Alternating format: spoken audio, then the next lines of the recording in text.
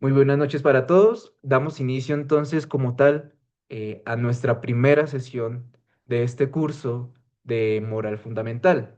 Como ustedes pueden ver entonces en la pantalla se coloca teología moral fundamental. ¿Por qué? Esta moral o esta teología se define como, la vamos a ver como una reflexión científica sobre el Evangelio, ¿sí? No es solamente una reflexión así de lo que yo pienso, de lo que el otro piensa, de lo que yo siento. No, eso es algo serio, es un proceso científico a la luz del Evangelio. Y esto lo entendemos simultáneamente, ¿sí? O sea, en parte como un don y también como un mandamiento de vida nueva. ¿Cuál es la sesión que vamos a ver hoy? Vamos a ver una introducción, ¿sí? No vamos a entrar como tal directamente en el tema, ¿sí? Eso lo vamos a ir desarrollando en las otras sesiones. Hoy vamos a ver como una base, por eso ustedes van a ver la naturaleza, lo leen ahí en la diapositiva, la naturaleza, el método y una intención ética de por qué estamos aquí hablando de moral fundamental, de qué es este tema de la moral, ¿sí? Todo esto lo vamos a ir viendo en nuestras sesiones, pero hoy como que vamos a dar unas bases frente a esta temática. ¿Cuál es el propósito de esta teología? ¿Por qué la moral? Pues nuestro propósito, para que lo tengan en cuenta, es estudiar el comportamiento humano, pero no solamente el comportamiento humano, sino el comportamiento humano responsable. No es cualquier comportamiento, un comportamiento humano responsable. ¿Para qué? Para que lo podamos calificar tal vez con los adjetivos de bueno o malo, ¿sí? Pero no solamente, o sea, no solamente lo vamos a ver desde la razón, sino que estamos en teología, ¿sí? No estamos en solamente filosofía. Lo vamos a ver a la luz de la revelación y a la luz de la fe.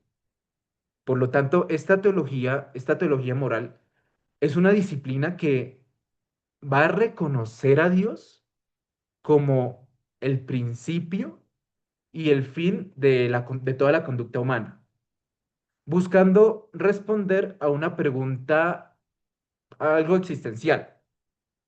Usted se puede hacer la pregunta, ¿qué he de hacer de bueno para conseguir la vida eterna? ¿Sí?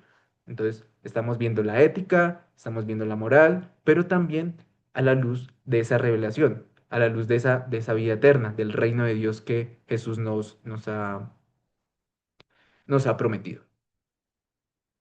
Vamos entonces a ver, sabiendo con esta pequeña introducción, sabemos que hay una crisis del horizonte moral contemporáneo. ¿Por qué? Tenemos un objetivismo metafísico. Acá espero no quedarme muy técnico. Si tienen alguna pregunta, ya saben, me van interrumpiendo para aclarar algunos conceptos. Entonces tenemos un objetivismo metafísico. Lo podemos ver aquí en la diapositiva a la izquierda. ¿Qué pasa? Tradicionalmente, la reflexión ética se situaba en un diálogo entre el sujeto y el objeto, donde el centro estaba el ser. ¿Cómo así? Ya vamos a ver. Teníamos unas facetas del ser. Se las voy a escribir acá a un lado para que lo puedan ver. Que tenemos unas facetas del ser. ¿Qué son estas facetas del ser? O sea, el ser lo podemos hablar en términos de verdad, belleza, bondad, y hay algunos que colocan un cuarto trascendental del ser, que es la unidad.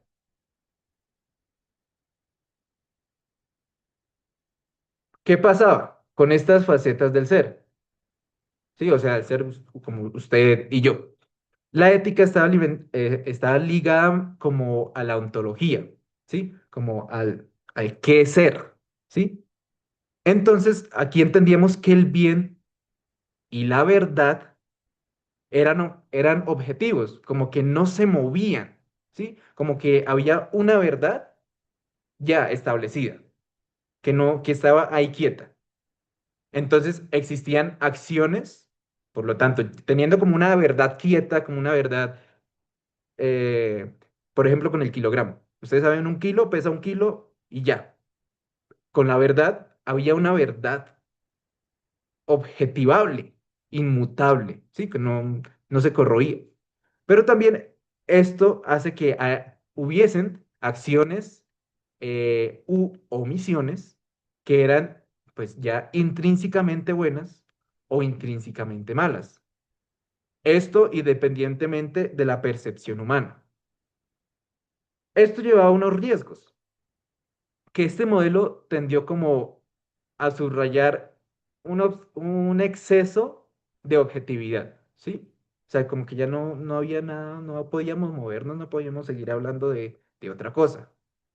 Lo que a menudo, ¿esto qué va a pasar? O sea, con esa verdad fija, pasaba que una dificultad al considerar como la historicidad de las acciones humanas y la importancia del sujeto como en su realización. O sea, como el sujeto siempre va a ser malo o que siempre iba a ser bueno, entonces como que no había un dinamismo. Ya vamos adelante un poquito a hablar de esto de la historicidad. Otro asunto era el de la subjetividad posmoderna. Hemos tenido distintas revoluciones culturales aquí en Occidente, como que este péndulo de la reflexión se desplació hacia el polo del sujeto. O sea, ya no estábamos hablando de ontología, ya no algo objetivable, ya no algo fijo, sino que pasamos a la antropología. ¿Qué pasaba con esto? Ya les dije, antes la verdad estaba como muy fija, muy quieta. Ahora, con esta subjetividad posmoderna, hay una fragmentación de la verdad. Ya no interesa tanto la verdad objetiva, sino que ahora interesa como una certeza subjetiva. ¿Esto qué lleva? Por ejemplo, a que la bondad ha dejado como de ser una cualidad nuestra para convertirse en una simple como apreciación, como una valoración privada del individuo. Así que lo mío es bueno y si a usted le parece mal, pues no me importa, porque soy yo como sujeto que está apreciando y que está valorando una acción humana. Así que no me importa, usted, eso me parece mal, pero pues está en su subjetividad, haga usted lo que quiera con su vida, ¿sí? Entonces, vemos esos dos polos. Teníamos en la tradición un objetivismo metafísico, ahora vemos como una subjetividad posmoderna, cada uno con su certeza subjetiva. Esto hace también que lleve a una pérdida entre el vínculo esencial entre lo que era la verdad, entre lo que es bueno y lo que es libre. Esto hace que nosotros como seres humanos entremos en una crisis de identidad. No sabemos quiénes somos, qué es el ser humano. Vemos, si ustedes quieren buscar la encíclica Veritatis Splendor, que describe a un hombre que a menudo ya no sabe quién es, de dónde viene, tampoco sabemos hacia dónde vamos, ¿sí? Lo que importa a veces es el hoy. Hoy no me va a importar si mañana tengo dinero, si mañana tengo trabajo, o el pasado lo dejo a un lado totalmente, el pasado no tiene que influir sobre mí, etcétera, etcétera. Eso es lo que también nos habla Veritatis Splendor. ¿Qué pasa? La sociedad actual, pues como ustedes podrán ver, vive su mayoría como una mayoría de edad al margen de cualquier como imposición externa, ¿sí? O sea, no quieren estar enmarcados en nada, sino cada uno, como que cada uno va por su camino. Incluso lo podemos ver dentro de nuestra iglesia, ¿sí? Como esa comunidad eclesial, con esos dogmas, con esos saberes, como que también se ha podido llegar a fragmentar. Y es en este momento, o con este contexto, que la moralidad suele como reducirse a una decisión mayoritaria o a un consenso social, ¿sí? ¿Qué pasa ahora? Con esta moralidad, con esta, ya viendo estos dos, como dos parámetros, podemos pasar a ver desde dónde trabaja la teología moral. ¿Cuáles son los objetos, el objeto material y el objeto formal de esta teología? Entonces, en cualquier ciencia, acuérdense que yo les dije al principio que la teología moral era una ciencia. En cualquier ciencia es necesario saber qué estamos estudiando y también desde qué punto de vista lo estamos haciendo. ¿Sí? O sea, ¿qué estudiamos? Va a ser ese objeto material. Desde qué perspectiva lo estamos estudiando, va a ser ese objeto moral. Por tanto, entonces, este objeto material, ya le que le dije, en la teología moral comparte este objeto con la ética filosófica, ¿sí? No solo no estamos encerrados solo con teología, sino que vamos a estar de la mano con la ética filosófica. ¿Por qué? Porque estamos viendo el comportamiento humano responsable, en la medida que lo podemos calificar como bueno o malo. No estamos acá hablando de cualquier acto humano, no, sino de aquellos que nacen de la libertad y de la responsabilidad. ¿Cómo así? Usted, allá, querido estudiante, usted puede sentir hambre. Eso es un acto humano. Eso es un acto humano. Usted puede sentir hambre. Pero esta hambre, este sentir hambre, no lo vamos a estudiar dentro de la moral, sino que vamos a estudiar las acciones que ustedes tengan, esos actos que nacen desde la libertad. Bueno, tengo hambre, sí, pero ¿qué hice para saciar mi hambre? ¿Fui a robar? ¿O fui a la cocina, saqué algo de la nevera y comí? Son, nacen de un mismo acto humano, pero que se diferencia por la libertad. Usted pudo escoger para saciar su hambre, ir a comer de la nevera o ir a robar comida, ¿sí? Esto es donde va a estar aplicando el objeto material de nuestra moral teológica. Ahora, por el otro lado, tenemos ese objeto formal, como esas gafas que nos colocamos, esa lente desde la cual se analiza ese comportamiento, ¿sí? O sea, tenemos las acciones humanas que nacen de la libertad y de la responsabilidad. Entonces las tenemos a un lado. ¿Cómo las vamos a ver? Nos ponemos unos lentes. Mientras que en la filosofía ética se utiliza la razón, en la teología moral analizamos esos actos humanos, sí, a la luz de la razón, pero también a la luz de los contenidos de la revelación y de la fe. Esta mirada se va a centrar en la moralidad bajo esos lentes de Cristo, reconociendo que Él mismo, o sea, Cristo, es el principio y el fin de la conducta humana. Y también reconocemos que el principio y el fin de la conducta humana están en Dios. Acá traigo un autor en esta siguiente diapositiva que es Paul Ricoeur, que les adelanto, la tarea va a ser, les voy a pasar un texto de Paul Ricoeur para que puedan leerlo. O sea, es un texto del que me basé también para hacer esta primer charla y ya ustedes van a leerlo y tal vez van a comparar algunas cosas de las que leímos y van a ahondar un poco más en este tema de la moral, que el texto de Ricoeur se llama El problema del fundamento de la moral. No se preocupen, yo se los voy a pasar. Entonces, aquí Ricoeur propone que el fundamento de la moral debe ser como algo más primitivo, pero también algo más radical que una simple ley, ¿sí? O sea, no vamos a catalogar, si vemos la ley, esto es bueno, esto es malo, esto se debe hacer, esto no se debe hacer. No. Riquet propone algo más.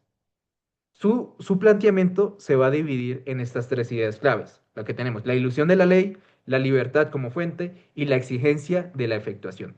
Vamos a ir viendo cada una de estas. En este primer punto de la ilusión de la ley, Riquet, nuestro autor, está criticando una tendencia, especialmente pues, de Immanuel Kant, que venía, esa tendencia era de introducir la idea de una legislación o ley como antes o demasiado pronto en la reflexión ética. ¿Cómo así? O sea, se considera que esto que hablar de ley antes de ética genera un cortocircuito entre libertad y ley. Ya veníamos hablando, el objeto material nace de actos humanos que nacen de la libertad y de la responsabilidad. Entonces acá Ricker nos está recordando esto. A veces la ley parece ser como un hecho irreductible, un hecho que ya no se puede mover, que se impone desde afuera, ¿sí? O sea, como que la ley viene desde afuera del ser humano, viene desde afuera de los actos humanos. Pero si viene, o sea, ahí es la pregunta de Riquet. Si viene desde afuera de los actos humanos, o sea, de dónde viene? ¿Por qué no algo que nazca, pues viendo de esa historicidad de los actos humanos? Porque es muy fácil criticar desde afuera, podemos traer ese ejemplo, criticar desde afuera sin ponerse en los zapatos del otro. Entonces, esta es como la analogía que está hablando Riquet, que está criticando Riquet. A esto de que la legislación viene desde afuera o viene antes de una reflexión ética, lo va a llamar como la sombra que proyecta la primera crítica sobre la segunda. ¿Cómo así? O sea, sugiere que tratar la moral solo como un sistema de leyes es copiar un modelo de entendimiento como un entendimiento objetivo que hace abortar el proyecto ético original. ¿Sí? Entonces, para profundizar en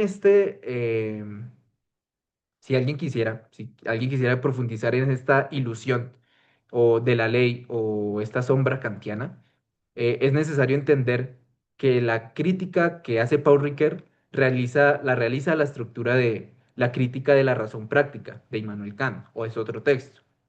Porque según Ricoeur, el pensamiento moderno ha cometido el error de introducir la noción de legislación demasiado pronto, haciendo que se genere ese cortocircuito. ¿Dónde sale ese cortocircuito? Vamos a ver entonces como un poco de esa crítica que está haciendo Ricoeur a Kant. Ricoeur va a señalar que Kant establece como una conexión es tan estrecha que ambas nociones terminan por depender como circularmente de la otra. La ley, la razón por la cual conocemos, eh, esa ley es la libertad, ¿sí? O sea, estamos viendo algo rígido, Kant lo está tratando como desde la libertad. Mientras que la libertad, por otro lado, es como la razón de ser de la ley.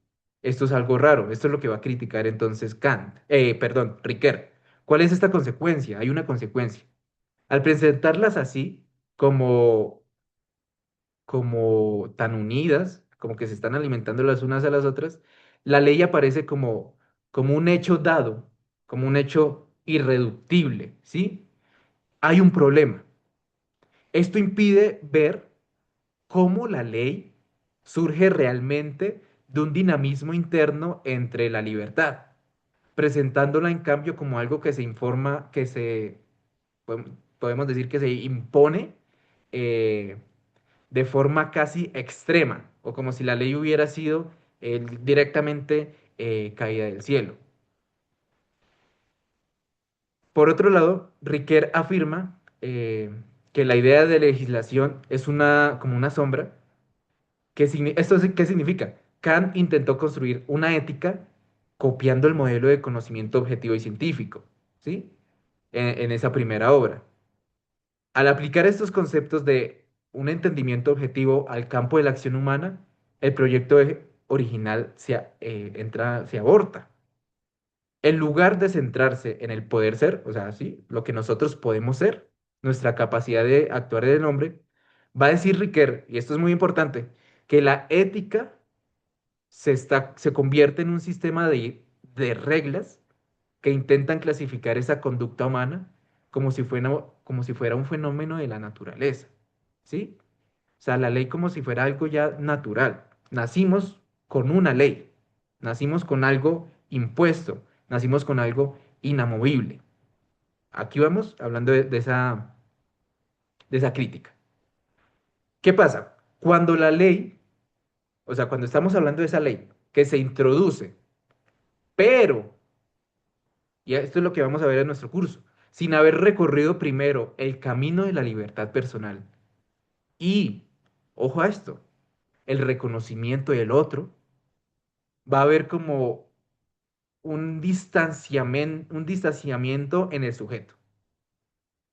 ¿Qué pasa? Lo que debería ser un deseo de realización personal termina experimentándose como una interdicción, como eh, una prohibición, ¿sí? Ejemplo, ejemplo cuando a mí me preguntan, eh, cuando me preguntan, ¿usted se hizo fraile? ¿Usted renunció al matrimonio? Y yo digo, no, no, no renuncié al matrimonio, elegí otra forma de vida. ¿Sí? Usted no quiere esto, no quiere esto, no quiere esto, no quiere esto. Se ve más como la parte negativa, ¿sí? Como estas prohibiciones. No, no, no, no, no. No, lo que vemos es, sí, yo decidí rezar todos los días laudes y vísperas, yo decidí vivir los votos, yo decidí entrar a la orden de predicadores para predicar. Yo lo decidí. Es mi responsabilidad dentro de mi libertad, ¿sí? Esto es lo que está queriendo hacer a los que nos está llevando Riquer. No como usted ya no puede hacer esto, usted ya no puede hacer esto, usted tampoco puede hacer esto, usted no, no, no, no, no. Entonces usted queda como un cuadradito, como una persona muy cuadrada que debe seguir sí o sí unas leyes. Estamos olvidando esa libertad. Estamos olvidando esa responsabilidad nuestra. Y creo que muchas veces nos está pasando así. Eso es lo que está criticando Riquer. Como estamos viendo como el se debe, como entre comillas, el se debe empieza a percibirse como algo extraño o ajeno, ¿sí? Como a la propia voluntad. Marcando así como lo podíamos tratar como un moralismo triste, donde el hombre, donde la persona humana se siente dividido entre lo que usted desea y la norma. Uy, esto nos abre un campo mucho más grande. O sea, yo deseo algo, pero la norma me dice que no. Entonces tengo que irme más hacia la prohibición, ¿sí? Hacia no puedo hacer esto, pero no viendo como una sinergia entre lo que deseo por encima de una norma. Obviamente van a haber unas bases, eso va a tener muchos matices, ¿sí? Pero eso es lo que estamos viendo, ¿sí? Como base. Esta es la base. Recuerden que estamos viendo una base, la vamos a ir desarrollando en nuestras distintas sesiones. Esta es nuestra base. Estamos siguiendo más una norma estricta y olvidándonos del deseo por el otro lado. Así que yo tengo que hacer lo que dice la norma.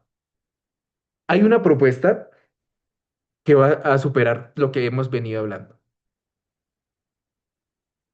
Sí, como dice Nirsa, la ley lo que está diciendo Riquer es que esa ley vulnera la voluntad, ¿sí? Nosotros tenemos un deseo, nosotros somos seres volutivos, lo recordará Santo Tomás, pero hay una ley que nos está como aprisionando. Hay una propuesta, hay una propuesta para superar esto. Riquer propone que aplazar el momento de la ley. Acuérdese que veníamos con Kant. Kant decía, bueno, está primero la ley y después miramos como la reflexión ética. No, Riquer nos va a decir, espere un momento con esa ley, con esa rigidez, con esas normas, con esa letra y papel y detengámonos en lo anterior, como en lo más primitivo, que va a ser este tercer punto, la exigencia de efectuación. Entonces, antes de que haya una ley externa, es una tarea, tengan pendiente esto, el deber ser es una tarea, o sea, lo que nosotros debemos ser es una tarea de la propia libertad, ¿sí? Una libertad que nosotros tenemos, que lo vamos a ver también reflejado en Génesis.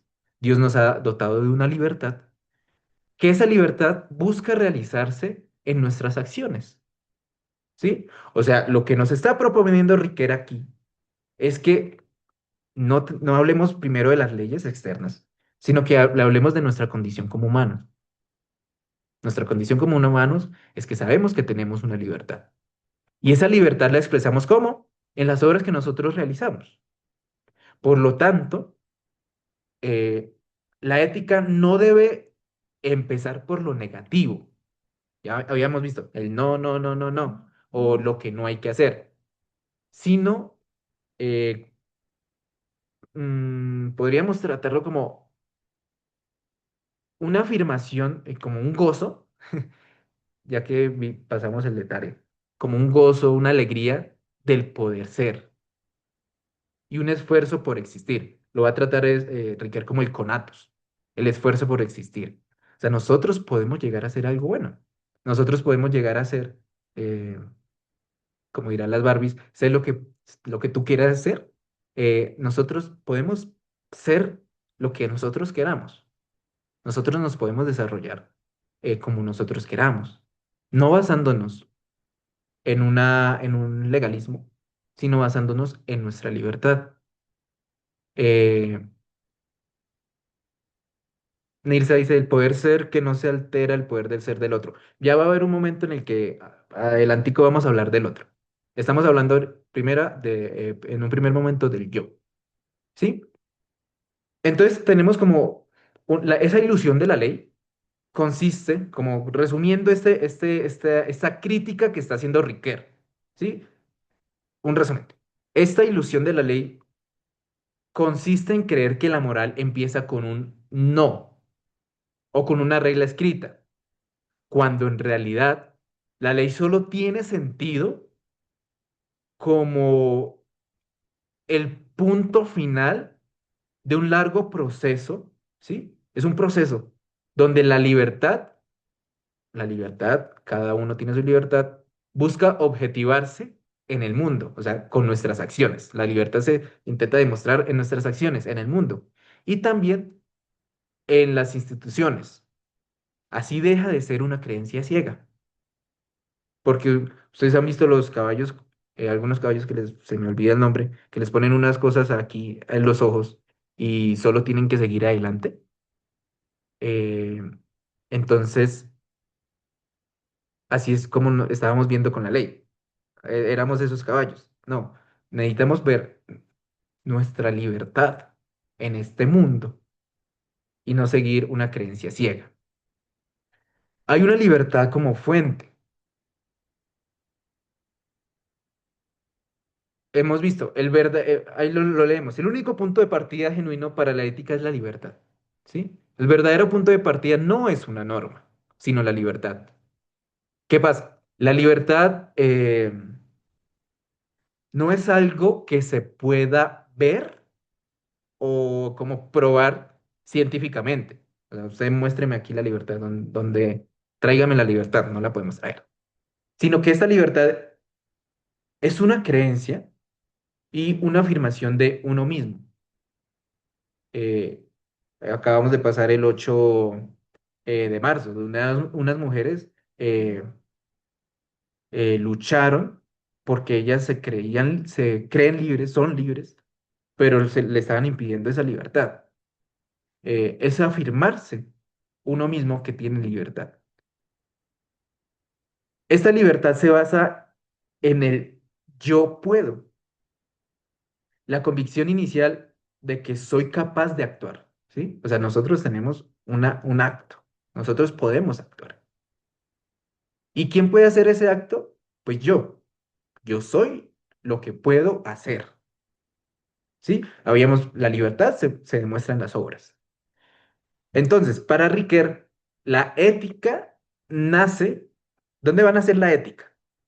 La ética nace porque esa libertad es una luz ciega que no se posee a sí misma de inmediato, sino que necesita un camino para reconocerse, ¿sí? Entonces tenemos la libertad, es como la crianza, va dando pasitos a pasitos y este mismo personaje va reconociendo que un niño, si toca la estufa caliente, se quema, sí, pero va a saber que ya no puede tocar esa estufa porque está caliente. A pesar de que esté fría, el niño o la niña ya sabe que eso no se puede tocar porque va a doler. Entonces, así es como se ve esa libertad.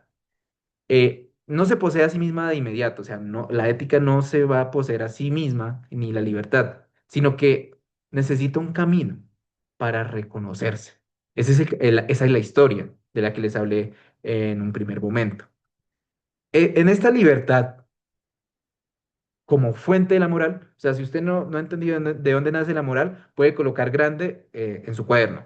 La libertad como fuente de la moral. O ¿de dónde nace la moral? La moral nace de la libertad.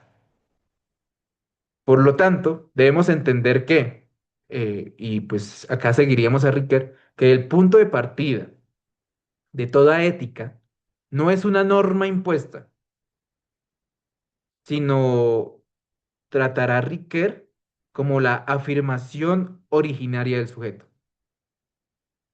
O sea, ¿qué pasa? ¿Qué pasa con este punto de vista? Esto va a cambiar radicalmente la forma de enseñar esta materia, porque estamos pasando de una moral de prohibiciones a una ética del poder ser. ¿Cómo así? Hemos visto el yo puedo. Yo puedo. La ética no comienza con una visión clara de lo que es bueno o es malo. No, sino que hay como un testimonio íntimo. La libertad, ya les dije, no es un hecho observable. A diferencia de las leyes físicas, no podemos ver esta libertad, ni probarla. Es como esa, para los que si nos acordamos del colegio, es como esa X de la filosofía, que X es igual a uno más tal. Esa libertad es esa X de la filosofía que solo podemos creer y afirmar, o sea, como que lo sentimos. Eh, Riquet propone que esta libertad, que la libertad no es algo que se posee de entrada, sino que algo que se debe conquistar. Acá estamos dando como otra anotación a la libertad, ¿sí? Mientras que la naturaleza es el conjunto de lo que ya sucede, ¿sí? O sea, vemos la naturaleza de lo que ya es dado, el ser dado, lo tratará Riquet. La libertad es poder ser, ¿sí? O el hacer. Una persona que está encarcelada que está coartada de su libertad, no puede ser de inmediato un abogado. No le dan los estudios, no le dan los estudios dentro de la cárcel, sino que es en un momento un encarcelado y al otro momento es un no encarcelado, porque como que en nuestra sociedad le tenemos como esa mancha, como que no lo pudimos redimir, entonces cae el sistema carcelario, sino que no. Tenemos esas cadenas, ¿sí? Pero lo que vamos a ver es que la libertad es el poder ser, el poder hacer. Esto es muy existencial. La ética es descrita como el trayecto que va desde una creencia de, ojo, y esto es importante para no caer en subjetivismos, ¿sí? Como venía la idea de que la ética es descrita como ese trayecto, ¿sí? Habíamos visto como un proceso que va desde una creencia eh, sin fundamento, desnuda, del yo puedo, ¿sí? Porque acá estamos cayendo en anarquía, hasta pasando de ese yo puedo hasta la historia real, donde esa libertad se atestigua en obras concretas. O vuelvo al ejemplo del niño, que se quemó con la estufa. El niño dijo, yo puedo tocar esa estufa. Ese es como el inicio de la libertad, el inicio de esta ética. Yo puedo tocar esta estufa y lo voy a hacer porque yo puedo. ¿Qué pasó minutos después? ¿Qué pasa en la historia real? Esa libertad se atestiguó, o sea, la vimos en estas acciones. El niño fue, tocó la estufa, se quemó. Aprenda, ¿sí? Ninguna acción singular va a agotar la libertad, sino que la libertad debe definirse a través de todo un curso de la existencia. Dígale a un niño de 1 año, de 2 años, no toque la estufa porque se va a quemar. O es más, es hasta cómico. Le decimos a un niño de 1 año, 2 años, no haga esto, pero es que el niño no, todavía no comprende la acción de no hacer o sí hacer y sus consecuencias. Es algo cómico, pero pues pasa y seguirá pasando. ¿Se acuerdan que habíamos hablado como de una afirmación alegre, gozosa? Pues a diferencia de los sistemas morales que empiezan por lo que está prohibido, este enfoque que nos está proponiendo Ricker es algo que va a subrayar lo positivo. En la raíz de la dinámica ética se encuentra esa afirmación gozosa de ese poder ser. Eh, ese no o el sentimiento de culpa va a aparecer después, o el dolor, la quemada va a aparecer después de realizar la acción. ¿Por qué? Porque es la inadecuación entre nuestro deseo, tenemos un deseo infinito de ser, y la finitud de nuestras obras concretas. O sea, estamos dándonos cuenta que tenemos finitud, que nuestras obras son limitadas. Entonces, la moralidad va a brotar del ser del hombre y tiende a la realización de ese mismo hombre, ¿sí? O sea, estamos como hablando del sujeto. Acuérdese de lo que hablamos en un momento, de que la ley venía de afuera y nosotros nos centrábamos o poníamos nuestra atención en esa ley. Ahora, ¿qué nos está proponiendo aquí el autor? No, la moralidad va a nacer de nuestro ser. O sea, la moral nace de nosotros mismos. ¿Para qué? Para poder realizarse dentro de nosotros mismos. Porque si estamos hablando de moralidad que tiene que ver con los actos humanos, pues tenemos que tomar al sujeto, tenemos que tomarnos a nosotros mismos y hablar de moralidad. No podemos verla desde afuera, solamente desde afuera. No, o sea, la base de la moralidad del hombre pues, va a ser el mismo hombre. Es algo, es como algo lógico. Y por eso es que Ricoeur veía este problema dentro de Immanuel Kant. Entonces, si la libertad es la fuente, ¿sí? Es el yo puedo. La efectuación o donde se efectúa es el proceso indispensable para que esa libertad deje de ser una ilusión y se convierta en realidad, ¿sí? O sea, para que voy a seguir con el ejemplo del niño quemado en la estufa. ¿Yo puedo tocar la estufa? Sí, cuando yo quiera, sí, pero habrá una consecuencia. Si está caliente la estufa, me voy a quemar. Si está fría la estufa, pues no me va a pasar nada, voy a sentir el frío del metal. Entonces es ese proceso. Esa libertad deja de ser una ilusión.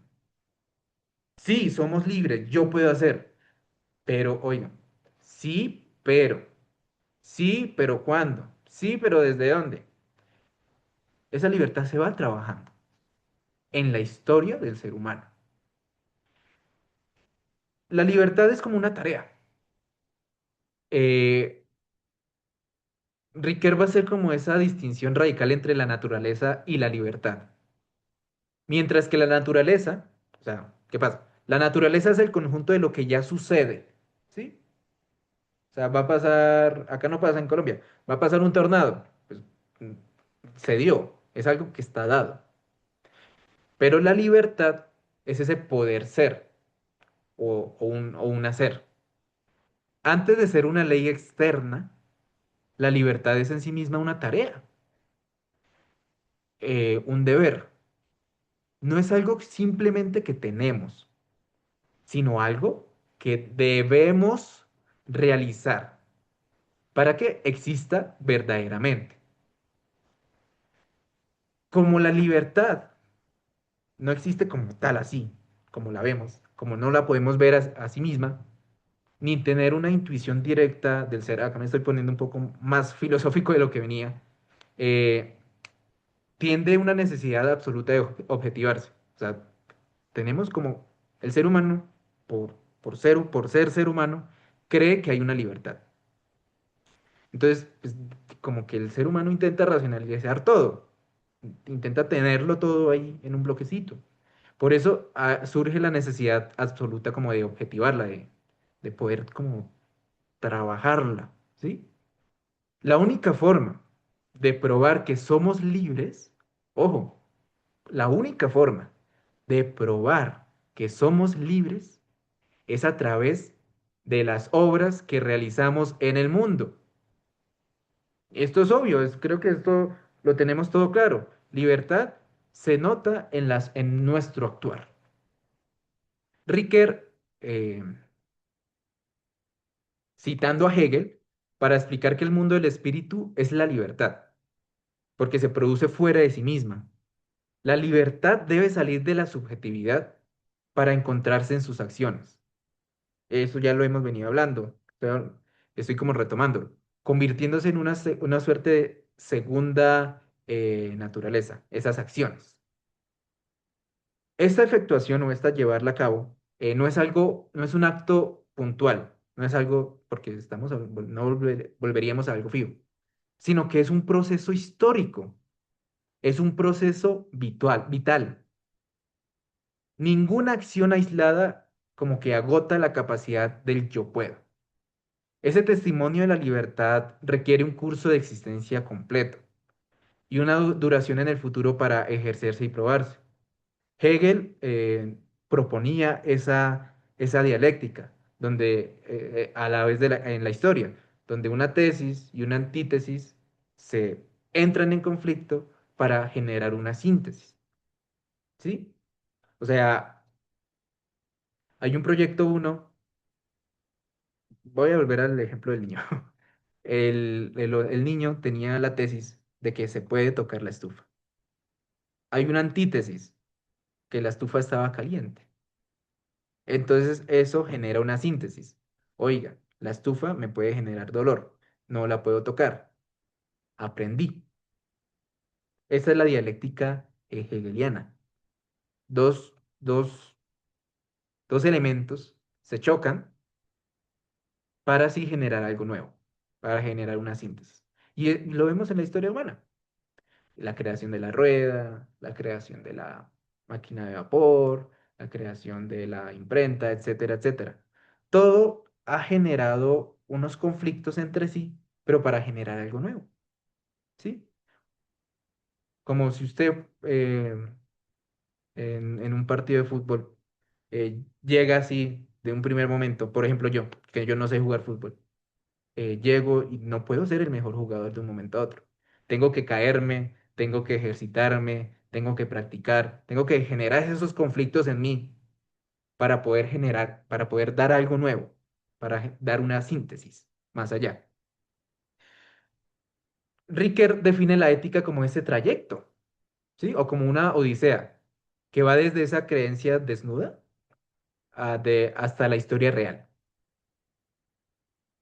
Esta es la propuesta de Riquer. Espero que no haya sido un poco leguleya, que se haya podido entender ahí hacia dónde vamos con esta cuestión de la, de la libertad y de dónde debería nacer la moral. Vamos a, entonces ahora sí directamente a hablar de la intención ética. Creo que era Nirsa la que preguntó que veníamos hablando del otro, pero no, estábamos hablando del yo como ser libre, yo como que veo mi libertad a través de la historia. Ahora sí vamos a hablar de yo como persona humana, pero también que va a haber un tú, una segunda persona. Ricker va a explicar que el análisis de la libertad, ese yo puedo del individuo, es como una tercera parte en el camino, ¿sí? O sea, todo lo que veníamos hablando es solo una pequeña parte dentro de esa libertad, dentro de esa libertad para poder llegar, para hablar del camino ético. ¿Por qué? ¿Qué pasa? La ética, la ética nace verdaderamente cuando introducimos la idea de la segunda persona. No puede haber ética sin otro, ¿sí? No puede haber ética sin que haya una persona fuera de mí. El yo y el tú. O sea, la moralidad surge cuando quiero, ojo, cuando quiero que tu libertad sea. ¿Cómo así? O sea, no es suficiente con que yo me afirme que soy libre. También debo desear, y ojo, queridos cristianos, también debo trabajar para que el otro también sea libre. ¿Sí? El otro es un... ni se está levantando la mano. Sí, muchas gracias. Es que esto está súper interesante, ¿no? El tema está muy bien interesante, bien inquietante, o por lo menos a mí me hace pensar en muchas cosas. Ahora tú estás centrando al yo y el usted y el otro yo. Yo tengo alguna reflexión al respecto. Yo creo que el yo no existiría si no existe una correlación, una comparación con un usted, porque el yo no se identificaría como yo porque no tendría ninguna competencia. Esa parte de definir el yo, pienso que tiene muchas cosas que tejer ahí, que muy seguramente más adelante en los temas que vienen, como ya lo dijiste claramente, van a resultar ahí y nos vamos a liberar personalmente de aquellas inquietudes que esta introducción nos está generando, ¿sí? Ese yo, si existiera solamente el yo, no tendría el espejo, no tendría el reflejo de cómo reconocerse ni de cómo ser ese yo como tal. En algún momento he pensado que ese yo lo puedo relacionar en este momento con el ego de libertad que puede tener una persona, pero ¿cómo voy a generar el querer una libertad si solamente soy yo? Es como si estuviera sola en una isla, ¿cierto? Yo no necesito competir con nadie, yo no tengo un yo tengo es una necesidad de sobrevivencia en ese sentido básico, de tal manera que la combinación ahora de ese yo en la competencia con el usted, en donde pienso que es donde sale más lo que es la ética y que el construir una ley tampoco se construye en una soledad infinita, sino que algún elemento de conveniencia e interés tiene que tener. Podría haberse llamado hasta ética esa conveniencia y ese interés. En tal caso que esto sí me está llevando a reflexionar muchas cosas. Gracias. Un gusto, Nirsa. Y creo que espero que no haya sentado todavía en conflicto. Nirsa ya ha venido en varios cursos Sí, conmigo, reconoce que, que yo creo que soy uno de los que hace que más entren en conflicto y de eso se trata. choca. Pero pues estamos para aprender, ¿no? Ok, Estamos dentro de gracias. un ambiente académico. Entonces sí, estamos hablando, venía Nirsa, veníamos de, si hablamos de libertad, estamos hablando de yo, como un individuo. Pero cuando entonces aparece un tú, cuando aparece otro, cuando aparece Nirsa, ya podemos hablar de ética. Porque yo tengo mi libertad, pero la ética va a ser reconocer y trabajar por la libertad de Nirsa, por la libertad del otro. El otro, ¿sí? Es un, deberíamos verlo como un otro yo, ¿sí? Como el alter ego. Riquet va a sostener que si yo no creyera en mi propia libertad, no podría creer en la libertad del otro y tampoco ayudarle a ser libre. Por tanto, el reconocimiento de la libertad del otro como semejante a la mía, como es el fenómeno central de la ética. Yo lo veo a usted, usted es un ser humano, usted es como yo, usted, así como yo tengo mi libertad, como yo me he reconocido un ser libre, usted también tiene su libertad. Y debe tenerla. Y deseo que usted la tenga. Ahí entra la ética.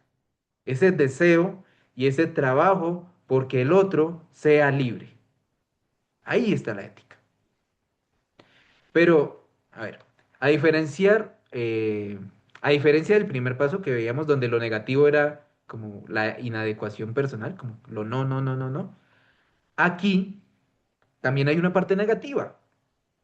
Aquí lo negativo surge de ese enfrentamiento entre libertades. Ah, eso ya es más difícil. Ya comenzamos a hablar más de moral y por qué debemos seguir reflexionando sobre la moral. La historia del reconocimiento humano está marcada por la desigualdad, por la esclavitud y por la guerra. Lo hemos visto y lo seguimos viendo, lamentablemente. Por eso, el deber ser se experimenta aquí como una obligación, casi que nos sentimos obligados, una exigencia frente al mal primordial de, ¿cuál es el mal? O sea, ¿cuál va a ser el mal primordial aquí? La muerte de la libertad del otro. ¿Cuál es va a ser el pecado aquí? Si queremos hablar de pecado, un poquito de cristianismo, va a haber pecado cuando yo deje que la libertad del otro se muera, cuando haya desigualdad, cuando haya esclavitud, cuando haya guerra.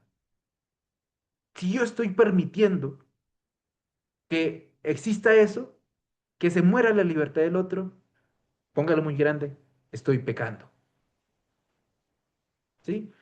Acá le metí un poquito de cristianismo, le metí un poquito de pecado.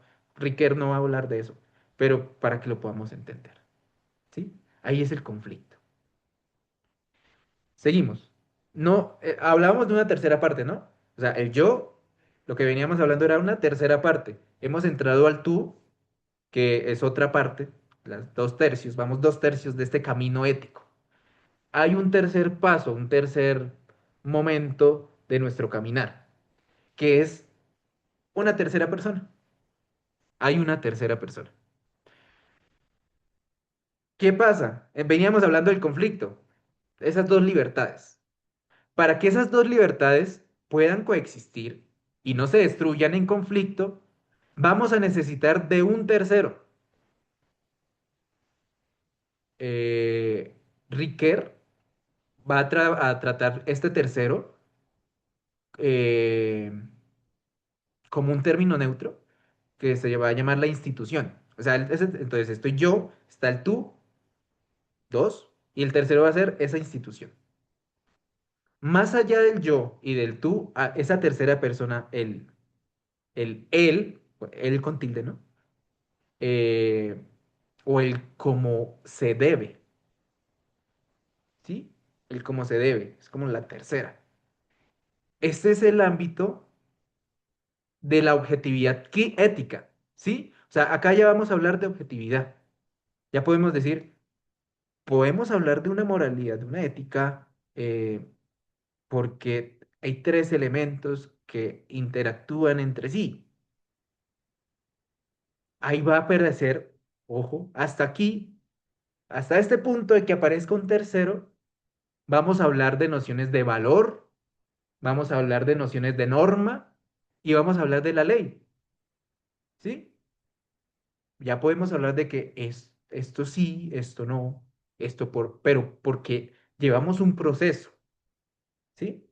Llegamos a la ley, al fin, llegamos a la ley, pero porque venimos de un proceso. Un punto fundamental es que ningún ser humano comienza la historia de la ética desde un punto cero. Toda acción humana surge como unas estructuras, tiene unas sedimentaciones anteriores. ¿De dónde nosotros hablamos de ética? Lo sabemos desde la familia, ¿sí? Es como el primer sujeto que nos enseña de ética. Lo hablamos desde la ley, desde la economía, desde la política. Son estructuras que ya pues, han estado ahí y que nos ayudan también a hablar de ética, ¿sí? Ojo, tengan presente esto. ¿Cuándo nace la ética? Cuando hay un yo y un tú. Y cuando estamos como trabajando más en esa objetividad ética, cuando aparece la institución, un tercero, lo que se debe hacer. ¿Por qué es necesaria esta institución? Porque la mayor parte de nuestra vida social no se trata de un cara a cara íntimo, sino una coordinación de roles, una coordinación de servicios, una coordinación de trabajos que están personalizados. ¿Sí? La institución como que sirve de puente para que las dos libertades puedan realizarse y que no estén en conflicto. Ricker, ojo, acabamos de hablar un tema claro, es la justicia. La justicia se define no como una entidad eterna en el cielo, sino como el instrumento institucional que permite que muchas libertades coexistan. O sea, justicia significa establecer acciones necesarias para que tu libertad sea libertad, para que tu libertad sea posible dentro de una comunidad. Vemos un ámbito de justicia. Un pequeño paréntesis, o sea, no hemos hablado totalmente de cristianismo, no hemos hablado totalmente de revelación, ¿no? Estamos hablando desde un punto más filosófico y una crítica que venía haciendo Riquet. Como lo habíamos visto de una ley que está por fuera, estamos haciendo eso. Todavía no hemos entrado, ya lo entraremos después en materia de teología moral. Entonces, cerrado el paréntesis. Este proceso podemos llamarlo como un proceso de esta institución de la justicia.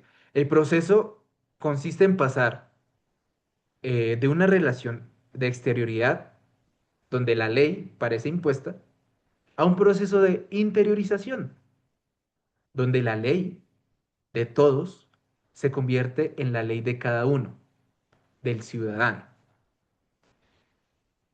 La génesis de la ley. Mm, Ricker va a proponer como un itinerario, como de un paso a paso creciente, que va desde el acto íntimo de evaluar hasta como hasta el llegar a la ley universal. Este proceso no es algo lineal, sino que cada etapa añade una nota nueva como al sentido de la moralidad. Recuerden a Hegel. Dos elementos se conflictúan y generan un tercer nuevo. Vamos a hablar, aquí lo vemos en la diapositiva a la izquierda, del valor. Entonces estamos entrando en un proceso, ¿no? El primer paso es el valor o el primer grado de para poder llegar a objetivar la ley, para poder a objetivar, perdón, la ética, para llegar a la ley. El primer grado, el primer paso de nuestro itinerario es el valor. Pero vamos a pasar de un verbo al sustantivo. O sea, este valor surge de un acto de evaluación. Por eso es valor. Valor, evaluación. Que esta evaluación procede del deseo de libertad. O sea, ya tenemos, o sea, espero que tengan claro, todos tenemos como base que nosotros deseamos ser libres. Esa es la base. Entonces, este acto evaluativo busca como encarnarse en una obra exterior. Así se pasa del evaluar al valor. O sea, necesitamos una obra, una acción que necesitemos evaluar. El valor supremo para el yo, o sea, sí, para el yo, para la primera persona, es la segunda persona. ¿Sí? O sea, mi acto se refleja en lo que yo le haga a la segunda persona. Porque la posición de tu libertad frente a la mía es lo que es esa posición o esos actos es lo que nosotros podemos hablar de valioso. ¿Sí? Ojo, solo valor. Hablamos de valor.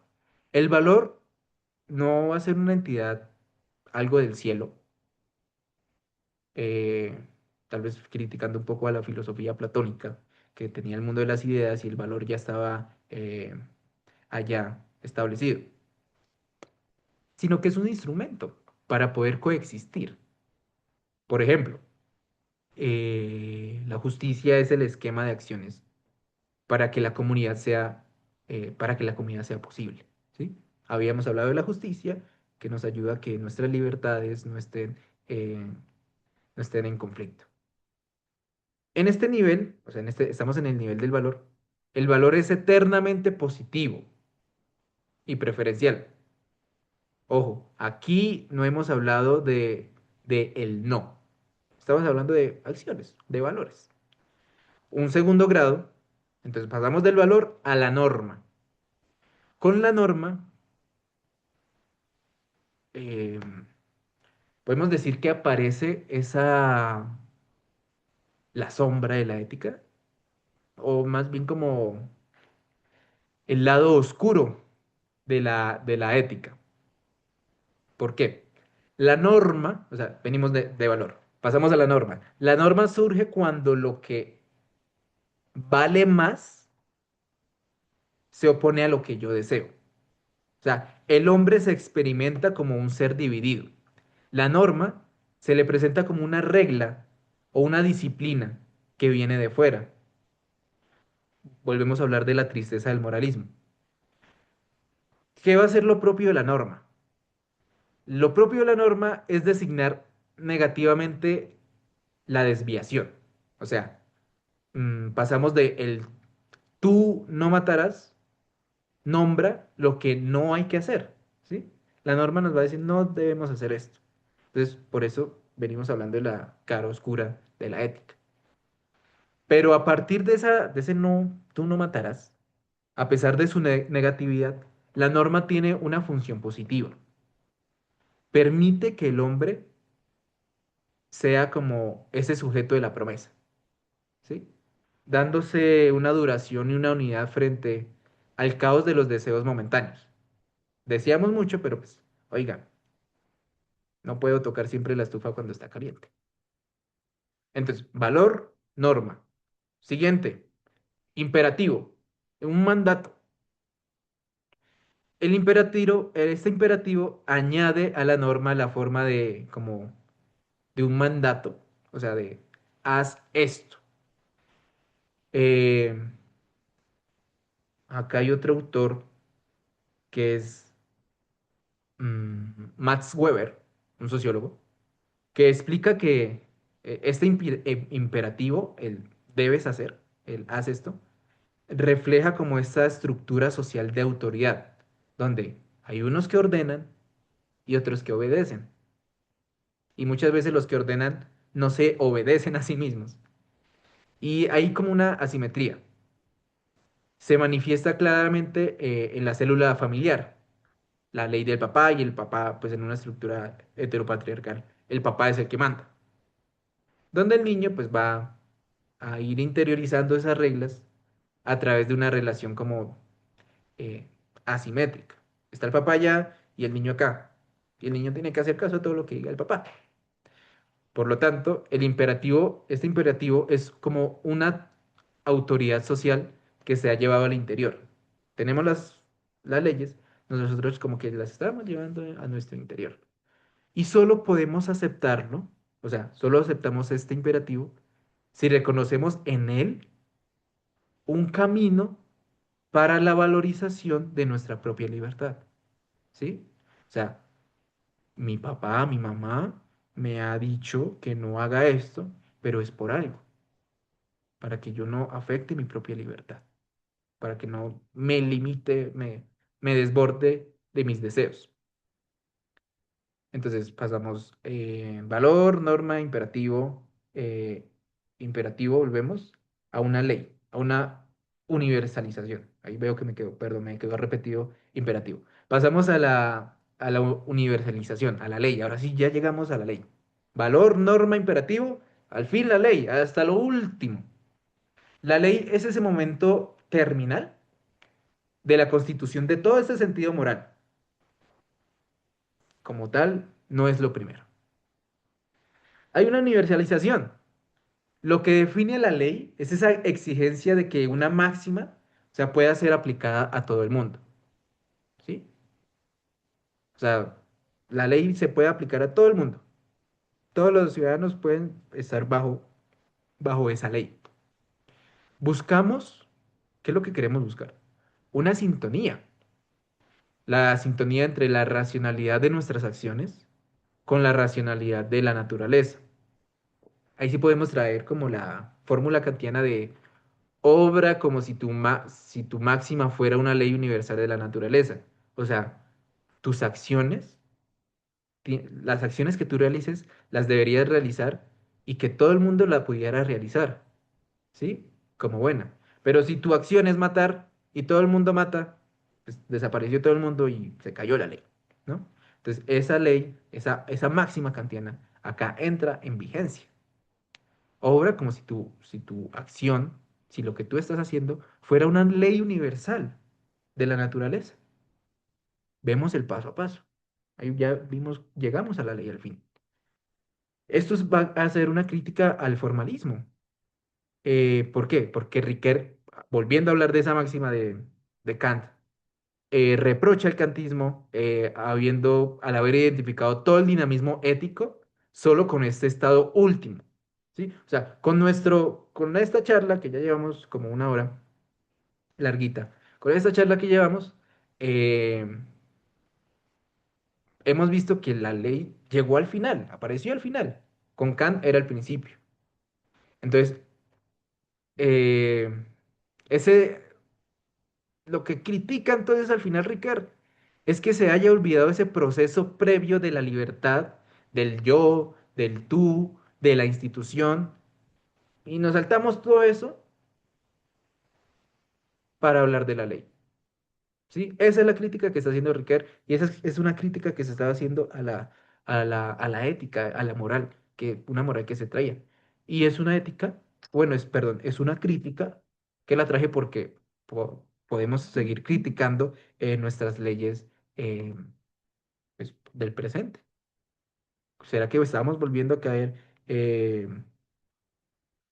a caer en ese legalismo o estamos hablando de nuestra libertad?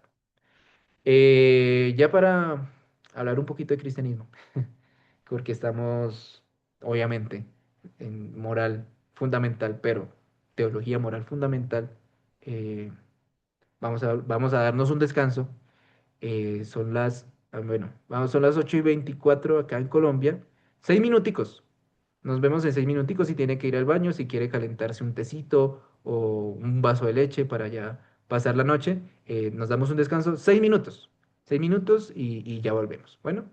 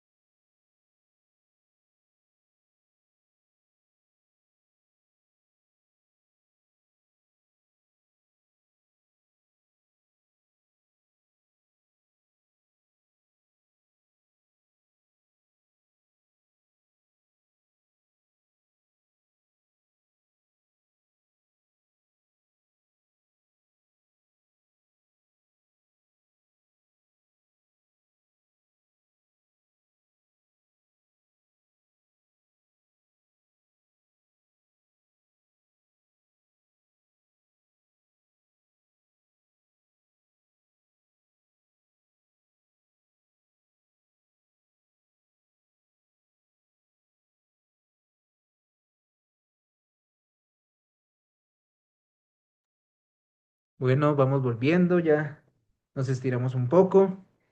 Eh, ¿Todo bien hasta acá? No sé si hay alguna pregunta, eh, alguna cuestión, alguna, alguna apreciación que quieran hacer, o si hay, entonces si está todo bien, si no hay nada. Espero que siempre se dice cuando uno está explicando, si no hablan, ese silencio es que entendieron todo muy bien o que no se ha entendido nada. Pero espero que sea el primero. Me estaba acordando mientras estaba hablando de un texto, que acá lo traje justamente de un texto de Víctor Frank, El hombre en búsqueda de sentido, y estaba buscando un apartado que se los voy a leer. Ahora se me perdió. Eh, ya que estamos hablando de este tema de la libertad, es un parrafito. Y ahorita traeré otra idea de Víctor Frank, Víctor Frank. Dice así, toda libertad tiene un de qué y un hacia qué. El de qué de la libertad del hombre se refiere a la posibilidad de liberarse de sus impulsos. Y el hacia qué hace referencia a su ser responsable, su posibilidad de tener conciencia.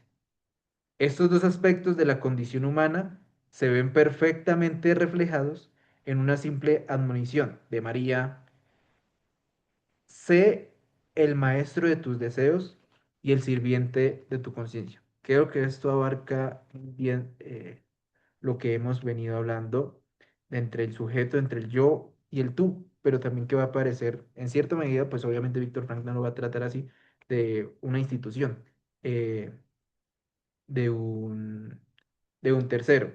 Y otro parrafito. Así, la existencia puede muy bien ser auténtica aun cuando sea inconsciente, pero el hombre solo existirá de una forma auténtica cuando no sea producto de sus impulsos, sino más bien sea alguien responsable. La existencia auténtica estará presente allí donde el ser humano decida por sí mismo, no donde se vea conducido a ir. Listo. Ya con esto, con este paréntesis, mientras estaba llegando, si alguien estaba por ahí caminando, continuamos. Ya vamos a ir terminando con esta pequeña larga introducción, pero que es necesaria para sentar unas bases de una moral. Entonces, entramos ahora sí en la teología. Ya la teología moral entra en nuestro campo de visión. Podemos tratar que la teología moral no es una disciplina que está aislada, sino que pues, orbita y se nutre de las demás ramas de la teología, para no caer en un legalismo, en un legalismo. Eh, la Sagrada Escritura, estábamos hablando de fuentes, pues la Sagrada Escritura, una de nuestras fuentes de la revelación, debe ser el centro de la reflexión. ¿Para qué? Para permitir que el imperativo, lo que debemos hacer, brote siempre de un indicativo, el don de la gracia y lo que ya somos en Cristo. ¿Sí? O sea, ese imperativo sigue siendo el último, porque brota, debe nacer de Cristo. La moral, eh, pues nuestra moral más bien, no va a estar completa. O sea, todo lo que hemos venido hablando, que, bueno, es una crítica que se realiza, y también es una misma crítica a la actual moral de la iglesia. Pero igual, esta moral, o cualquier moral, que nosotros como cristianos, no es completa si no se contempla en las consecuencias prácticas de la fe. De la cristología, o sea, hay una conexión con los dogmas. Del dogma cristológico, de la cristología, que algunos de aquí ya vieron cristología del semestre pasado, ya lo deben tener bastante claro. De la cristología, o sea, esta moral va a tomar, de la cristología, toma el seguimiento de Cristo como una norma imprescindible. O estamos hablando de norma. Usted ya puede, si está anotando, devolverse en su cuadernito y volver, la norma viene del valor antes del imperativo, antes de una ley universal, ¿sí? De la eclesiología, otro dogma, extrae esa dimensión comunitaria y de servicio, especialmente a los más pequeños. Veníamos hablando de Riquet con el tú, ¿sí? Acá, pues estamos hablando ya dentro de la teología con la eclesiología. Hay un nosotros, hay una comunidad eclesial. Y también otra dogmática es la eclesiología.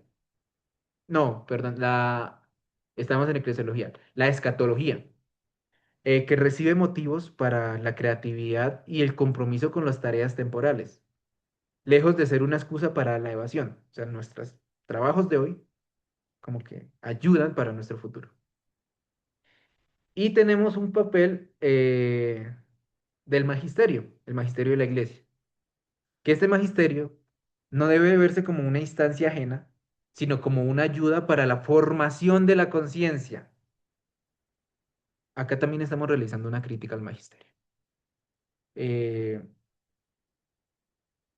Ellos deben ayudar a formar nuestra conciencia, ¿sí? El proceso formativo y no a dar una ley. Si usted quiere quedarse con la ley, pues allá usted. Pero estamos acá en este curso también para aprender, en este ámbito académico, para aprender otras cuestiones, perdón. El magisterio tiene ese derecho y también ese deber de intervenir en esas cuestiones morales. ¿Pero para qué? No para mandar al hombre, no para prohibir al ser humano, sino para ayudarlo en su camino hacia la libertad. Esto es algo muy interesante, esto es algo fuerte dentro pues, del ámbito magisterial. No está, o sea, sí tiene el derecho de intervenir y es en su deber frente a la moralidad, pero es una ayuda para el camino hacia la libertad. Bien, hasta aquí. Eh, la tierra y el hombre. La teología moral, y lo podíamos ver, esto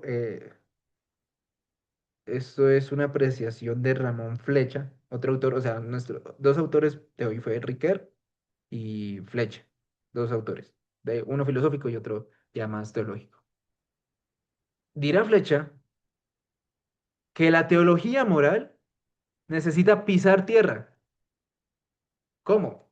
Dialogando con los saberes que estudian al ser humano desde perspectivas tanto experimentales como racionales. O sea, la teología debe entrar en diálogo con otras ciencias, con la matemática, debe entrar con la biología, con la sociología. No debemos ser un campo cerrado, ¿no? Porque la teología es el estudio de la revelación divina, pero nos falta también hablar de otras cuestiones del ser humano.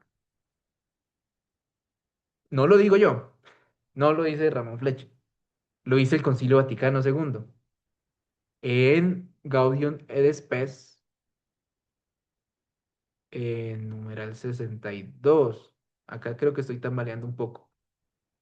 Bueno, lo que dice el concilio es que urge emplear los descubrimientos, nos invita el concilio a descubrir o tomar las herramientas de las ciencias, de otras ciencias, para llevar a los fieles a una vida de fe más madura. Por ejemplo, donde lo tenemos aquí en la diapositiva a mano izquierda. Psicología. ¿Cómo la psicología? Ayuda a conocer la interioridad, ayuda a conocer los condicionamientos y la responsabilidad de la persona. Sociología. Permite comprender al hombre en un entorno cultural y comprender las estructuras sociales que influyen en las opciones del hombre. Medicina, bioética, pedagogía, estos obligan a los moralistas, o sea, a usted ya se puede considerar un moralista, señor o señora que está tomando este curso, ya somos moralistas. Nos obligan a repensar principios ante las nuevas intervenciones sobre la vida, ¿sí? Va a haber, se los adelanto, un tema que es bioética. Es muy Puede ser llamativo, pero también controversial. Pero son nuevas intervenciones sobre la vida. Y usted, como moralista, ya debe tener la capacidad de entrar en diálogo con cuestiones de intervenciones sobre la vida frente a la vida en nuestro hoy. Y eso ya lo vamos a ver más adelante. También por otro lado, entonces vimos ciencias humanas, tenemos la filosofía. Detrás de toda actitud ética hay un planteamiento filosófico que la prepara o que la va a justificar. Vemos en el personalismo. Este personalismo pues ha sido clave para subrayar la dignidad única de la persona frente a totalitarismos. Existencialismo. El existencialismo nos va a recordar la importancia de la decisión libre, la historicidad y la gradualidad del ser humano. Eh, el mismo marxismo. El marxismo, al haber desafiado a la moral cristiana, la desafió y ahora estamos recuperando esa primacía de la práctica, de los frutos buenos y un valor, el valor de la utopía como esperanza activa. Recuerden a Hegel, o sea, no podemos ver el marxismo simplemente como malo, sino nos ayudó a confrontarnos. Y la posmodernidad también podemos tratar un poco hablando de la posmodernidad, porque ante la crisis de la razón, este diálogo que estamos teniendo ayuda a la moral a redescubrir el valor del kairos. Eso es un tema, una palabra pues, nuestra, ese momento oportuno.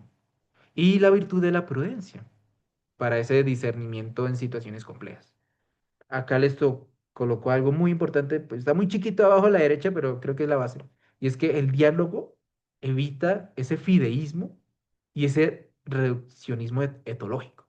¿Sí? No nos vamos a quedar cerrados a algo nuestro, a nuestra cultura como cristianos, sino que podemos hablar, reconocer, como Colosenses 3:11, de que Jesús no vino ni por judío ni por griego, sino por toda la humanidad. ¿Sí? Por eso es bueno generar este diálogo desde las ciencias humanas, desde la filosofía, que iluminen, como lo vemos acá en la imagen, iluminen a esta teología moral.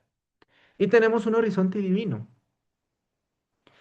La teología moral no es una disciplina autónoma, sino que es teología porque reconoce que el principio y el fin del comportamiento humano están en Dios. Tal vez la crisis actual de la moral, de la teología moral, es, se debe en gran medida a esa separación de la escritura y de la dogmática. La relación con las otras ramas de la teología es vital. Nos relacionamos con el tratado de Dios. O sea, la fe en la Trinidad y en el Dios creador fundamenta la dignidad de la persona y su responsabilidad del mundo. Nosotros somos seres dignos. Creo que en algún momento, no sé si fue en Cristología que les dije, nosotros somos dignos, no somos indignos. Nosotros reconocemos el valor de la creación, reconocemos este valor que Dios nos dio como seres humanos. Aceptémoslo y veamos que somos buenos, tenemos dignidad, pero debemos luchar por esa dignidad. También volvemos a hablar de Cristología. Ya les había dicho que el seguimiento de Cristo es una norma imprescindible. Jesús no es solo un molde o un modelo externo, sino un conmigo, con el sujeto que actúa dentro del creyente. Esta moral se vive en comunidad, ¿sí? La misión de la iglesia es el servicio de la familia humana, especialmente a los más pequeños y a los marginados. Nos recuerda el concilio. Hay una antropología teológica. O sea, les estoy hablando de Cristología, Tratado de Dios, Eclesiología, Antropología Teológica, Escatología, Sacramentología, el misterio de Dios. Todo esto es un curso entero. Acá pues los estamos como trayendo un poquito a colación, pero debemos entrar en diálogo con todo ello. La antropología teológica, sabemos que el hombre es imago Dei, es imagen de Dios, lo que constituye como una categoría ética fundamental. O sea, ya dentro del cristianismo vamos a hablar del imago Dei, del imago Dei, imagen de Dios, imagen de Dios, imagen de Dios. Es una categoría fundamental, es una categoría ética fundamental para tratar al otro como sujeto y no como objeto. Eh, bueno, ya había hablado de la escatología, de las obras que hablamos hoy, hacemos hoy, nos sirven para el futuro. con la sacramentología, la vida moral, que es como una vida bautizada, ¿sí? Nacemos, morimos, perdón, morimos, y nace un hombre nuevo, nace una mujer nueva. Y que encuentra en la Eucaristía, encontramos en la Eucaristía el centro y un paradigma como de entrega. Em, Seguimos a la otra diapositiva, hablando del magisterio. Volvemos a hablar del magisterio un poquito porque es importante tenerlo en cuenta. Entonces, vemos estas ciencias frente a ciencias humanas, filosofía, iluminando la teología moral. Y ese magisterio, hablando del magisterio, es una ayuda para la formación de la conciencia. Lo vuelvo a repetir porque es importante. Es una ayuda para la formación de nuestra conciencia. Porque no debe el magisterio presentar verdades ajenas a ella, sino que las desarrolla a partir del acto originario de la fe, un proceso. Seguimos hablando de un proceso. El magisterio eh, nos ayuda en al camino de la verdadera libertad. Se debe, se debe un obsequio religioso de la voluntad y del entendimiento. O sea, tenemos un obsequio por parte del magisterio que es la voluntad y el entendimiento. Eso a veces nos ayuda.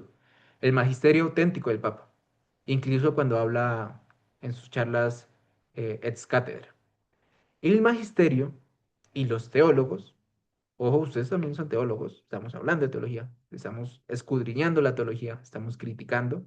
eh, bueno, crítica no es simplemente mala, no es criticar algo por malo, sino ayudar a algo a entrar en razón o una crítica positiva o una crítica negativa. Estamos criticando, ¿no?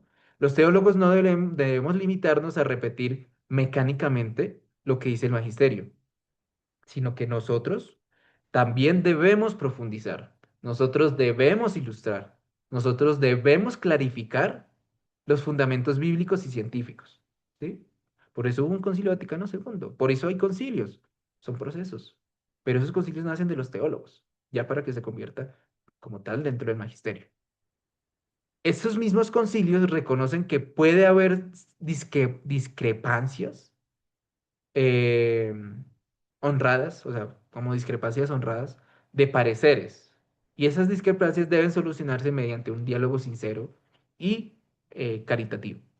También el magisterio reconoce que la iglesia no siempre tiene una respuesta inmediata para cada cuestión particular.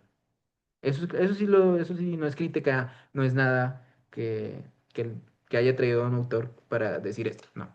El magisterio sabe o reconoce que la iglesia no siempre tiene una respuesta inmediata para cada cuestión particular. Y no somos simplemente Biblia. Eh, no, si no dice en la Biblia no es verdad. No, si lo dice así es porque tiene que ser así. No, ustedes deben tener esa capacidad también para reconocer esto. El magisterio lo dice, nosotros también debemos seguirlo.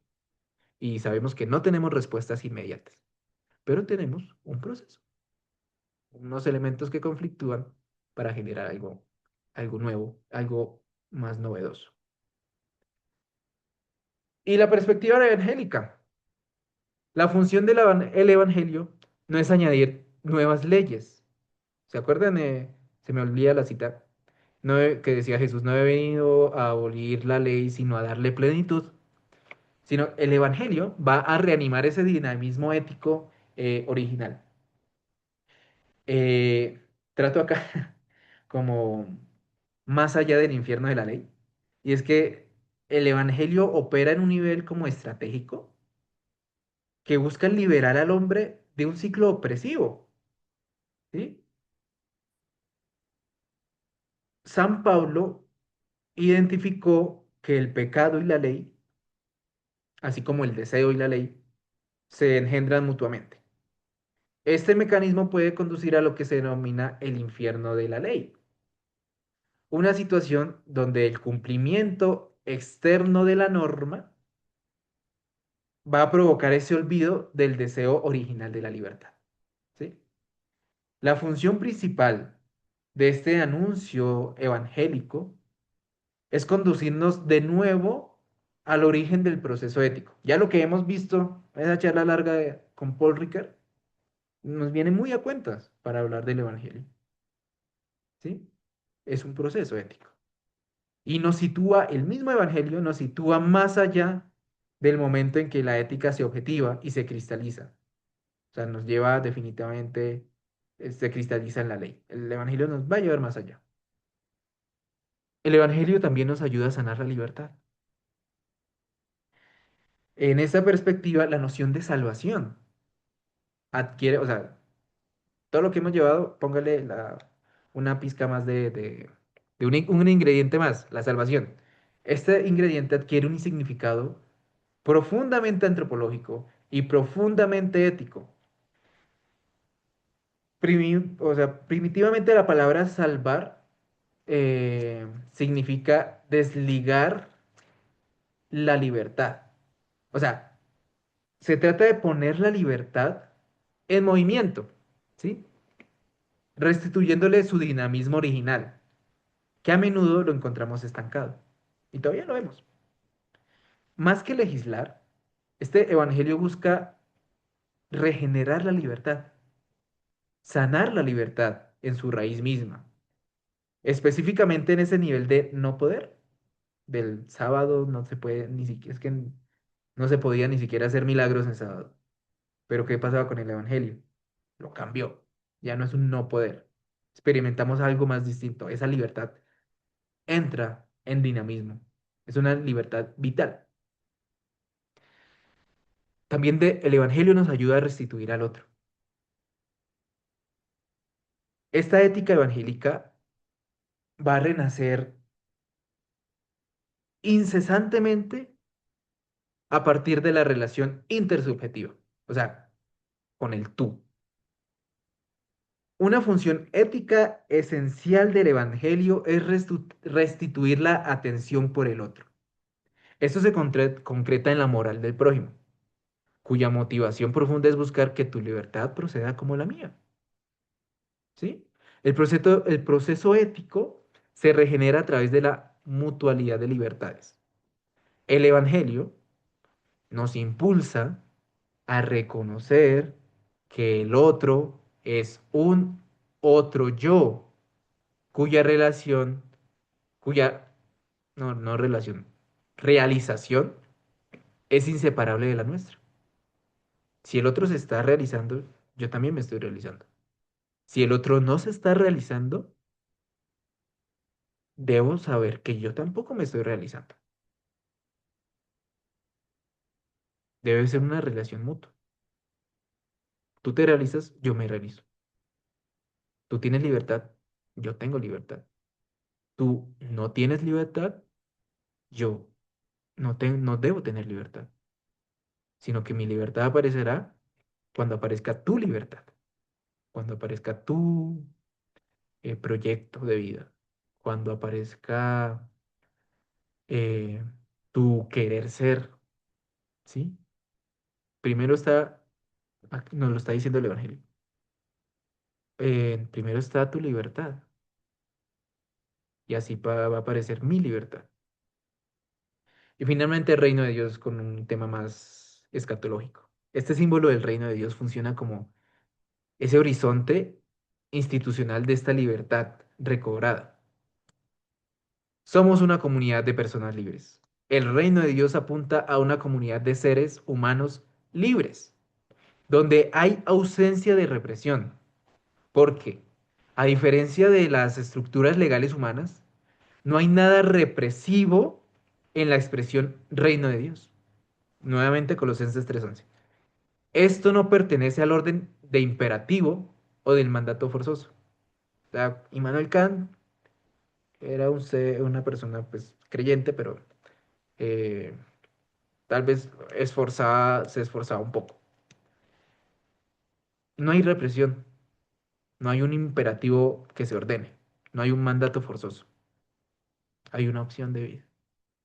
El reino de Dios actúa como esa mediación total y homogénea que va a poner en relación y movimiento a los términos que une, funcionando como un símbolo de la institución ideal previa a la rigidez de la norma y previa al mandamiento. Mm, a mí sí me parece a veces muy capcioso. eh, Creo que acá hay catequistas, ¿no? A mí me parece muy capcioso que en catequesis, especialmente de primera comunión, enseñamos más los mandamientos, los que vemos en el Éxodo, enseñamos más los mandamientos que las bienaventuranzas. Mm, Creo que si enseñáramos más las bienaventuranzas, viviríamos más justamente como lo que estamos hablando de esa moral, una moral libre y no una moral de la ley. Los invito a que piensen eso. Eh, Me perdí. ¿En qué iba? El reino de Dios.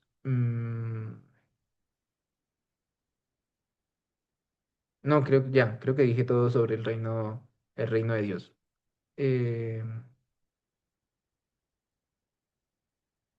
sí, el reino de Dios funciona como un símbolo de institución ideal, previa a esa rigidez de norma y el mandamiento. Acá estamos hablando lo vemos, como, ¿como qué? Ese tercero, el reino de Dios, esa institución que nos hablaba Riquer, ese tercero. Y ya con esto terminamos con la última diapositiva, que es, hay una ética paradójica con Jesús, pero pues nos lo va a recordar también Riquer.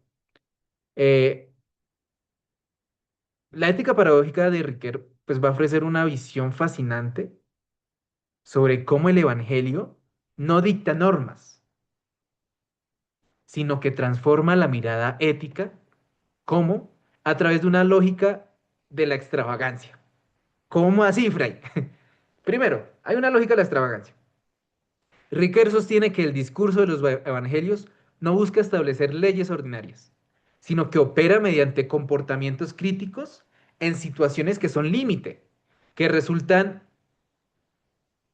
inimitables, ¿sí? O sea, no las podemos copiar, y extravagantes para la razón puramente humana.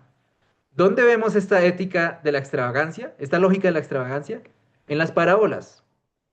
Estas parábolas no presentan modelos de normas, ¿sí? No es como el, en el Antiguo Testamento que seguíamos normas, normas, normas y normas, especialmente en el Pentateuco, sino que estas parábolas son situaciones que rompen la lógica común, ¿sí? Por ejemplo, el pastor, el pastor que abandona a 99 ovejas por una, eso no tiene lógica. El padre que recibe al hijo pródigo de forma que es una forma aberrante para el hermano mayor, eso no tiene lógica. El pago a los trabajadores que solo llegaron, que le pagó lo mismo a los que trabajaron todo el día y a los que trabajaron solo una hora. Eso no tiene lógica. También hay expresiones como los primeros serán los últimos, o mandatos como poner la otra mejilla, o compartir la tónica. Eso no tiene lógica. O sea, si nosotros lo miramos, no tiene lógica. Son comportamientos que como que dislocan esa existencia ordinaria. ¿Sí? Esa es la lógica de de la extravagancia. Y eso es muy chévere. Orientar desorientando. El objetivo de este lenguaje no es un mapa claro de conducta, sino que se orienta desorientando. Al desorientar, al desorientarnos, el Evangelio impide que el ser humano se construya un proyecto de existencia cerrado y autosuficiente. Nos obliga a estar siempre dispuesto para lo no dominable y para la sorpresa absoluta. Hay una influencia estoica de que, mm, bueno, no puedo controlar todo, no puedo tenerlo todo entre mis manos.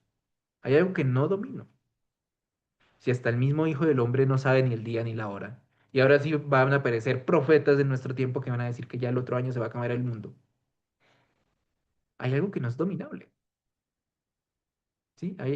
Debemos estar abiertos a la sorpresa absoluta. Este discurso escatológico sobre el reino también contribuye a esto, señalando que el reino no está aquí, no está allá, sino está entre nosotros. También rompe la comprensión lineal de los signos. O sea, necesito verlo. Pero Dios dice que no, no se ve, no está allá, no está acá, lo podemos medir. Están en nosotros. Pero ¿cómo veo el reino en mí? Ah, bueno, esa es la pregunta. Y hay una imaginación ética. La imaginación ética. Eh, y ya con esto voy a cerrar, pero es algo también, algo fascinante. Y es que, es que la ética evangélica apela más a la imaginación que a la voluntad. Hay expresiones límite que abren un campo de posibilidades como inéditas. Antes de, antes de pedir una decisión de la voluntad, como el haz esto, el Evangelio exige que se nos abra nuestro horizonte de lo posible, que la ley no alcanza a ver. O sea, la ley judía no alcanzaba a ver que se podía hacer milagros un sábado. Pero Jesús nos abrió ese horizonte, nos dice, si esto es bueno, hagámoslo ya. Esto es voluntad de Dios. Esto es decisión divina. Esto le hace bien al ser humano. Pues rompamos esas leyes. O, bueno, no rompamos. Va a sonar, suena muy brusco, rompamos. Sobrepasemos esas leyes y veamos algo más. Algo que la ley no nos está mostrando. Por eso no rompamos, porque la ley nos, ya vimos que la ley como un tercero nos va a servir. Sobrepasemos la ley y veamos ese espacio de lo inédito, ese espacio de lo que hay algo más. Que nuestra ética sea algo móvil. La función de este discurso evangélico, no el mío, de este discurso evangélico, es hacernos tomar el camino de una ética concreta mucho más móvil, pero también mucho más atenta a los puntos de ruptura de la realidad. Con este tema de la ética paradójica, finalmente Riquet pues propone que no debemos intentar unificar la ética en un solo sistema perfecto, sino que debemos reconocer que es una empresa que actualmente está herida y que está dividida en dos niveles. El primer nivel es es una moral de convicción, que está referida a lo absolutamente deseable y a la utopía del reino. Y el segundo nivel es la moral de responsabilidad, referida a lo relativamente posible, donde el hombre debe gestionar incluso el uso limitado de la fuerza o el poder de un mundo complejo. Esta dialéctica abierta entre la poética de la voluntad, una imaginación, una utopía, y su política, un programa, una responsabilidad, es lo que mantiene viva y dinámica esta teología moral. Ya con esto terminamos. Fue una introducción que era bastante larga, bastante crítica, pero espero que con las bases que hemos tenido hoy podamos seguir trabajando, podamos seguir entrando en diálogo, podamos criticar, ya saben que criticar no es solamente decir lo malo, criticar nuestras leyes, criticar nuestras normas, nuestra manera de ver la vida, eh, que muchas veces cuando estábamos hablando de ese materialismo formal, veíamos que esto no tiene concordancia con el Evangelio. Si usted es ese, si usted se hace llamar cristiano, si usted está en este curso de moral, de teología moral fundamental, no olvide el Evangelio. Muchas veces nuevamente estamos cayendo en las leyes y no estamos viendo esta actitud liberadora que nos está mostrando el Evangelio. Muchas gracias por su tiempo. Les voy a dejar esta lectura de Riquel. Carlos, una pregunta. Fray, buenas noches, ¿cómo estás? Buenas Fray, una noches. pregunta. ¿Su merced nos puede regalar las diapositivas, por favor? Sí, yo les paso, yo les voy a pasar. Entonces, ¿qué se les envía? Bueno, ¿qué se les envía de parte de Comunio? Si el fraile pues, nos pasa las diapositivas, les pasamos las diapositivas, pues yo les voy a pasarlas. Yo se las paso. Em, Les paso también, bueno, les pasamos también la grabación de esta clase. Si le quedó algún detalle ahí volando, vamos a pasar la grabación que se sube a YouTube. También si se quiere compartir a alguien más, bienvenido sea. Les voy a pasar yo como tal esta lectura de Riquer. Es un poco, sí puede llegar a ser un poco mm, técnica, filosófica, pero pues es todo lo que yo traté hoy, ¿sí? Esta parte de Riquer. Y ya, sí, con mucho gusto, Carlos, les voy a pasar esto. Eh, bueno, espero que esto haya abierto bastante la expectativa que traían frente a este curso eh, de moral fundamental, de teología moral fundamental. Mm, bueno, conmigo nos vemos en 8 días. Vamos a ver las bases bíblicas, ya vamos a entrar entonces como tal a la teología moral. O sea, hoy vimos moral, lo que es moral, lo que podemos ver moral fundamental en su amplitud, filosofía, ciencias humanas. Vimos un poquito, ven que me centré un poquito más en la teología, pero eso es lo que vamos a ir desarrollando en este curso.